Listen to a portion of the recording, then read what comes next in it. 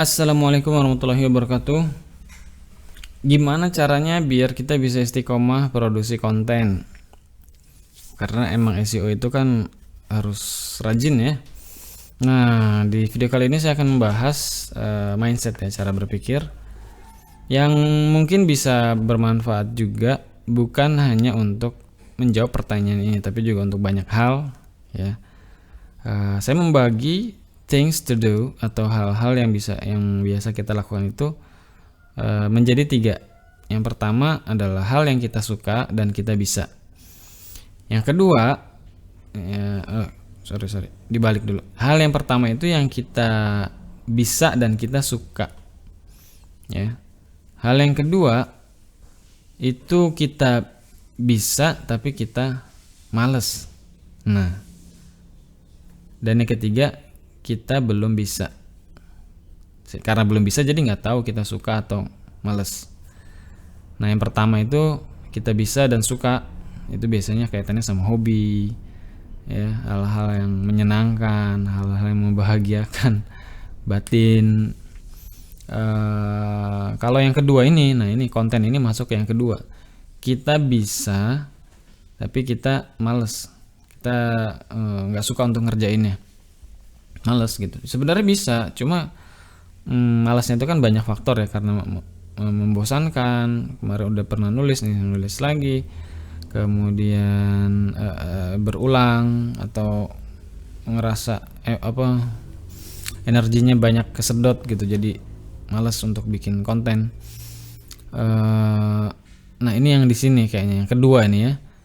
Jadi yang kedua ini solusinya kalau buat saya sih, ya saya juga jujur aja, saya juga bisa bikin konten, tapi kalau emang harus bikin konten tuh rasanya tuh emang aras-arasan ya istilahnya, males, mut-mutan lah.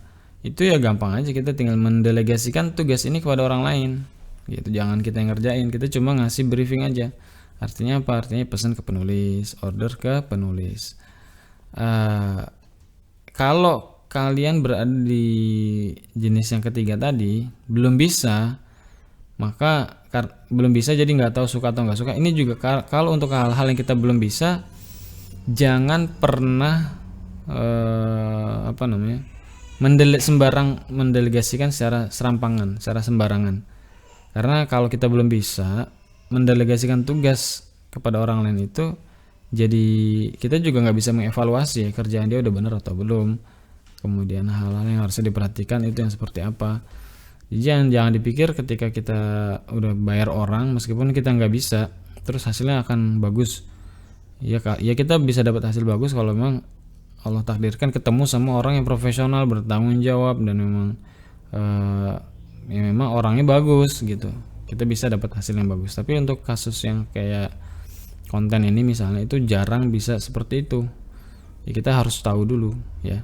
Jadi itu tips biar istiqomah nulis, tips biar istiqomah update konten di website ya, dengan cara pesan konten ke jasa penulis provider.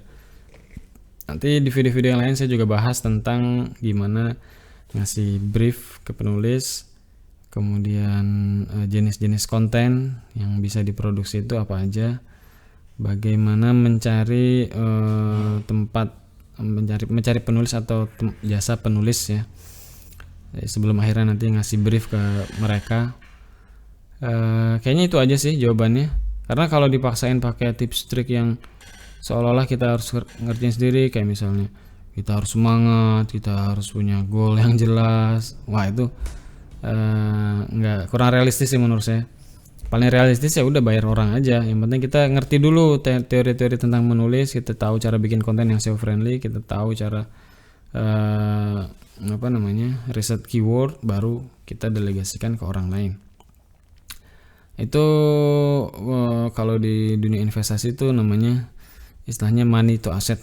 Kita konten itu kan aset ya, aset kita. Yang investment lah, nggak rugi kok, insya Allah nggak rugi. Jadi kita bayar orang untuk menggantikan waktu, sehingga kita bisa salurkan waktu-waktu kita yang lain untuk hal-hal lain yang kita suka dan kita bisa. Nah itu dia. Apalagi kalau kita suka, kita bisa dan ada uangnya, kita fokus di situ aja. Sedangkan hal-hal lain yang kita bisa dan kita males, kita delegasikan ke orang lain gitu. Semoga mencerahkan. Sampai jumpa di video selanjutnya.